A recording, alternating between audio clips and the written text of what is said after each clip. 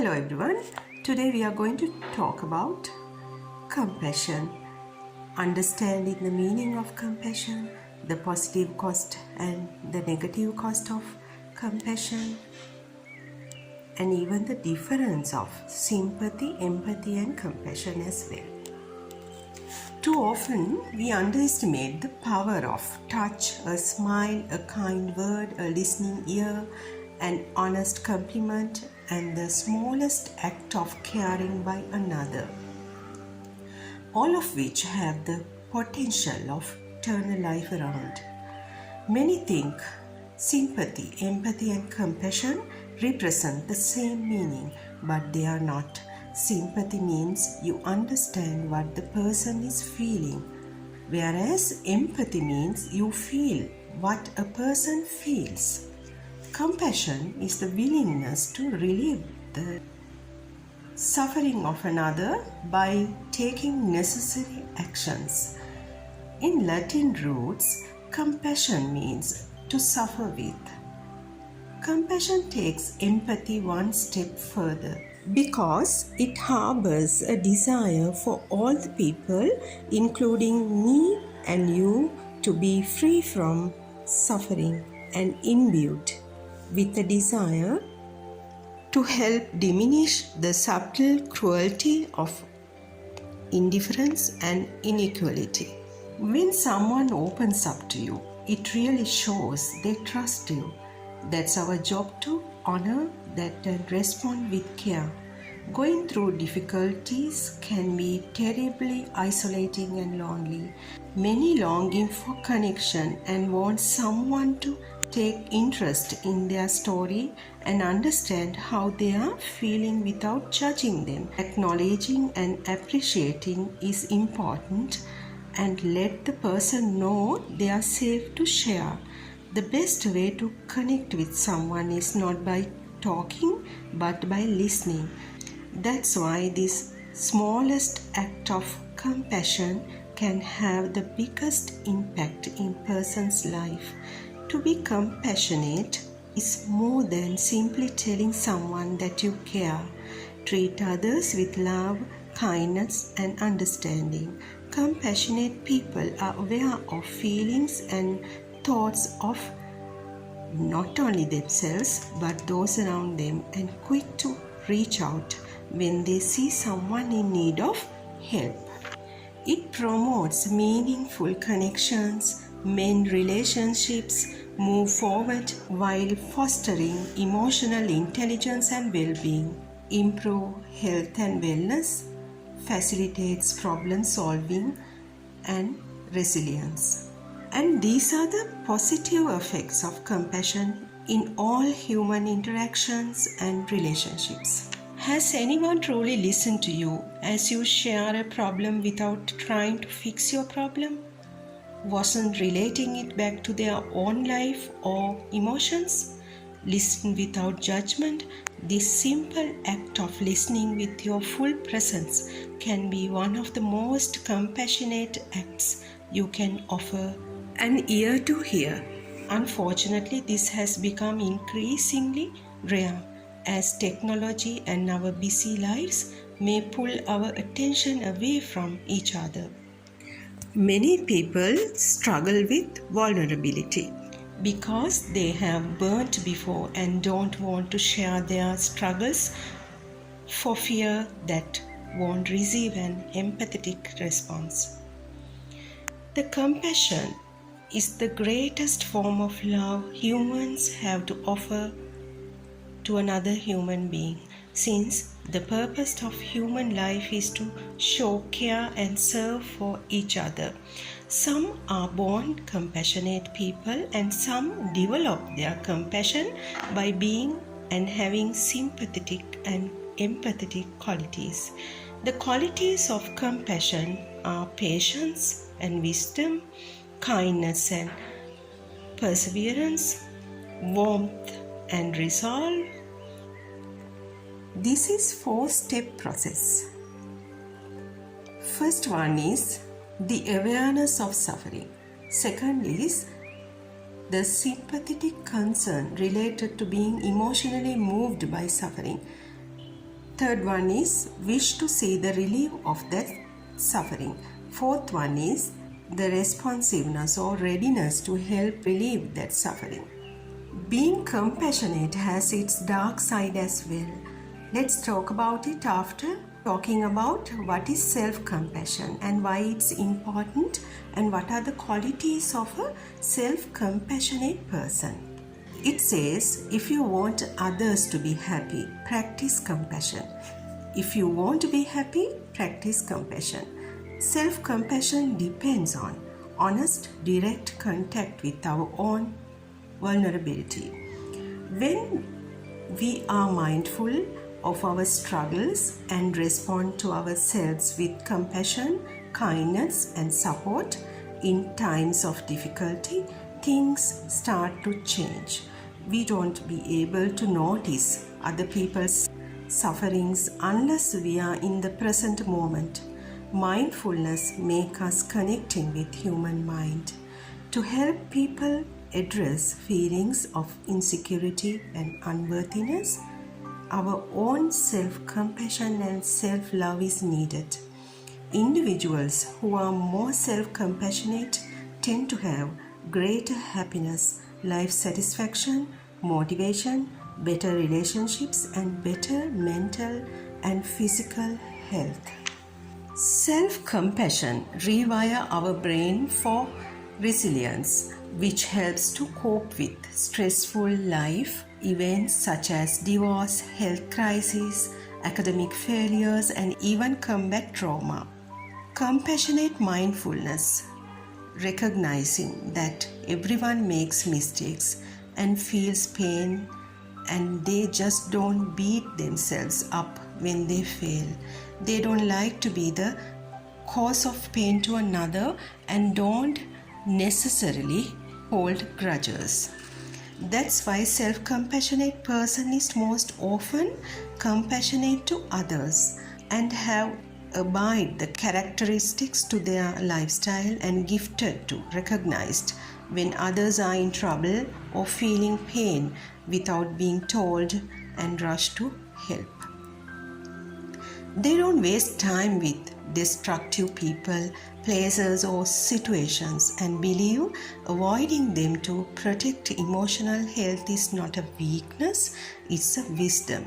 And they do believe knowledge is wasted if it is not shared, and no people have differences in opinions and they express those in different way, and they do respect them, as well as they don't keep things bottled up. They do have great manners as well. For an instance, they will hold the door for you until you go out or come inside. If you happen to do something good for them or thoughtful for them or nice, they go out of their way to thank you. Feeling deeply for another person and shows kindness, caring, and willingness to help, a very positive emotion that has to do with being thoughtful and decent. Since they have the knowledge, there can never really be any peace and joy for me until there is peace and joy finally for you too. They are in a silent process of human spiritual diffusion of acting to elevate the suffering of others.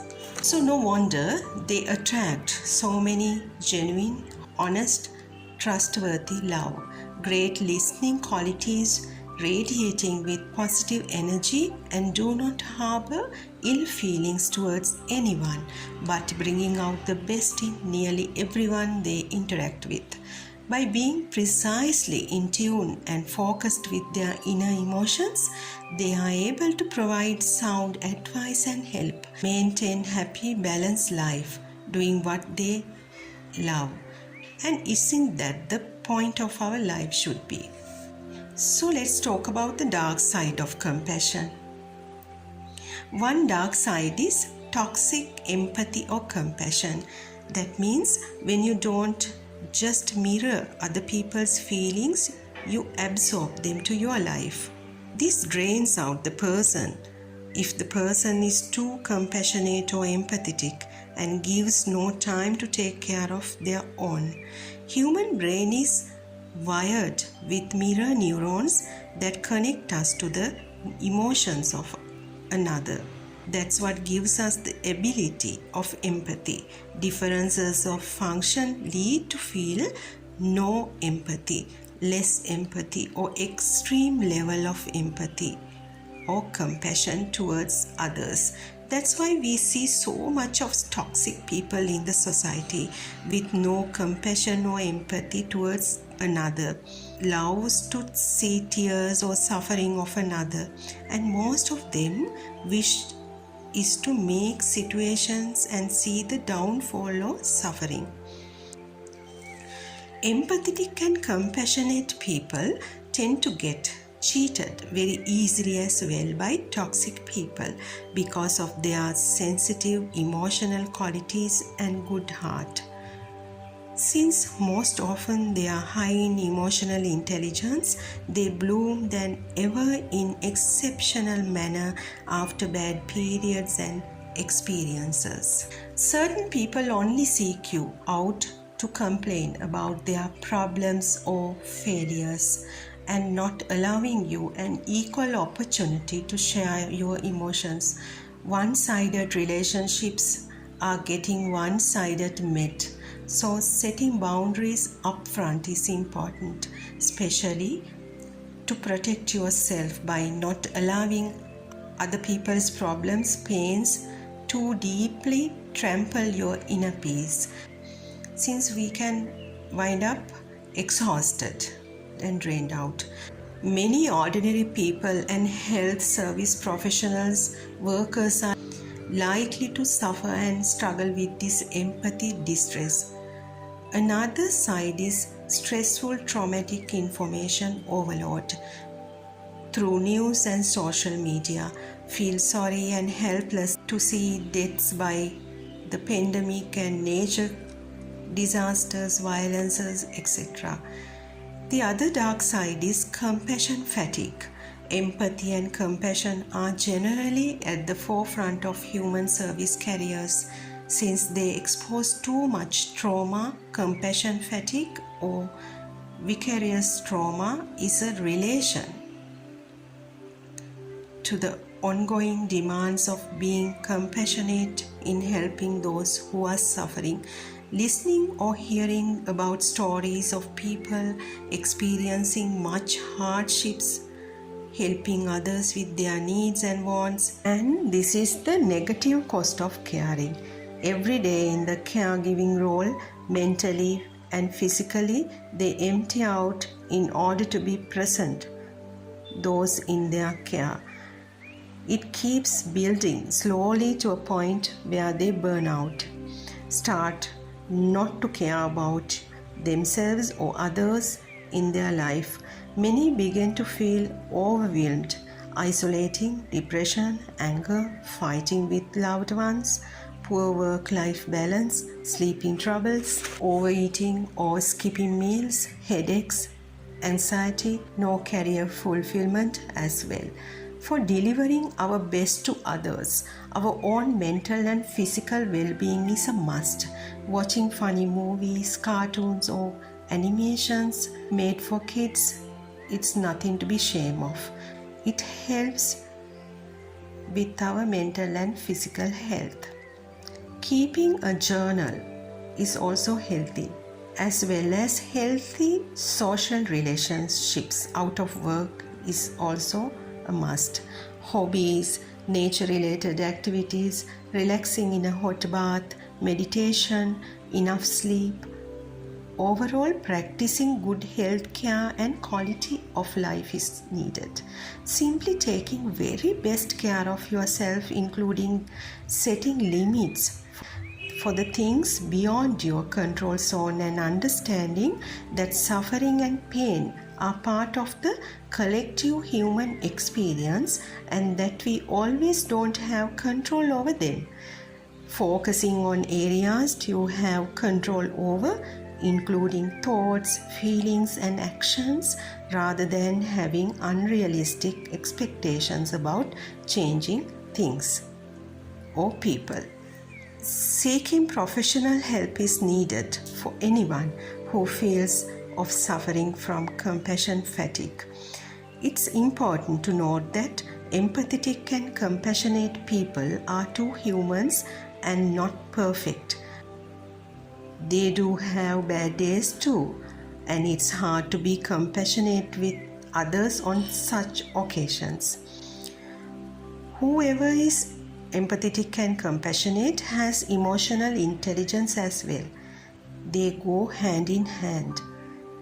Being compassionate means recognizing your flaws and shortcomings in order to better deal with them, as well as the imperfections of those around you. If we need to see compassionate words, we have to fertile the grounds to do the best with the skills of emotional intelligence, which are self-awareness, self-management, resilience in individuals and interconnected societies throughout the world. Self-caring manners, sensing and doing best is needed without allowing another person's emotional state affect your own. Knowing one has to protect oneself to protect, care and serve another. Make some difference that you have lived and lived well. So my dear friends, I hope this episode might help you in some way to rethink about the compassion, what you have been delivering so far and you have got so far. So let's meet in another episode.